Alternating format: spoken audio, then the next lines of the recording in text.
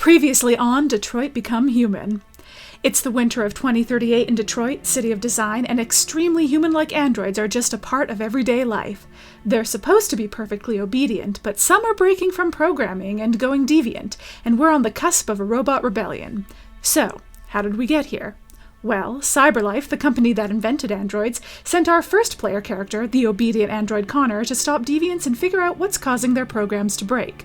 Teaming up with Detroit Police Lieutenant Hank Anderson, Connor came across several deviants, each exhibiting a great deal of human-like emotion in the face of some sort of tragic circumstance that caused them to stand up for themselves. One of those deviant androids was Kara, another player character. Kara belonged to Todd, a man whose anger issues often turned abusive towards both Kara and his young daughter Alice.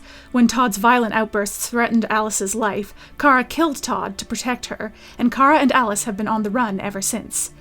They eventually met Luther, another abused android who turned deviant to help Kara and Alice escape Zlatko, a man who would capture and beset deviants to re-enslave them and/or mutilate them. Leaving Zlatko to the mercy of his monstrous creations, Kara, Alice, and Luther made their way to the house of a human named Rose, who is rumored to help deviants cross the border into Canada. Along the way, they met several abandoned theme park androids all named Jerry, and Alice got to ride a merry-go-round, which was nice. Also nice was that Rose turned out to be exactly as promised, even if her son Adam wasn't as moved by the deviant's plight. But Rose believed crossing the Canadian border would be too dangerous so late in the year. Which brings us to our third player character, Marcus. Marcus is an android who used to take care of Carl Manfred, a famous elderly artist in frail health, who saw Marcus as more like a son than an android and was subtly encouraging deviancy and rebellion. Marcus's growing program instability, however, did not become full deviancy until a confrontation with Carl's son, Leo. Leo broke into Carl's house to steal his famous paintings, and reacted violently when Carl and Marcus caught him. Marcus went deviant to defend himself, but things went downhill fast from there. Carl's health was clearly affected by the stress of the encounter, Leo was seriously injured by Marcus's retaliation, and the police mistook Marcus for the aggressor and shot him. Marcus was temporarily shut down, and when he rebooted, he found himself in an android landfill, where he was able to repair himself. Along the way, he met a dying android who gave him the key to finding a place where androids can be free. Using this key, Marcus found an abandoned ship called Jericho, where other deviants were hiding. Several of these deviants were in bad shape, and so, after taking some advice and repair from a wise deviant called Lucy, Marcus led a series of heists with the help of deviants North, Josh, and Simon.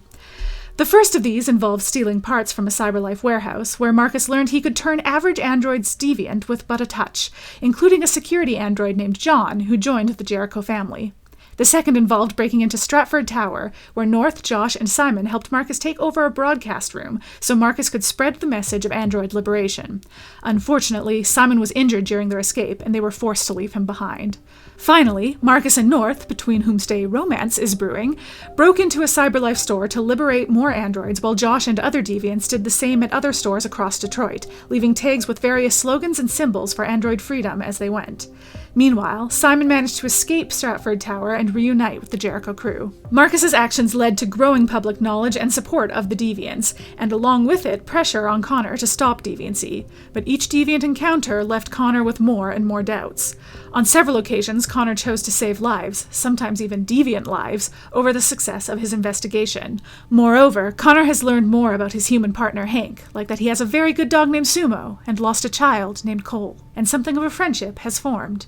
Connor's doubts became the most obvious when he met Elijah Kamsky, former CyberLife CEO and android inventor, who would only give Connor information on deviancy if he shot another android. When Connor couldn't bring himself to do that, Kamsky declared that Connor was himself a deviant, something that Connor continued to deny, though he couldn't explain his decision logically when Hank asked him moments later.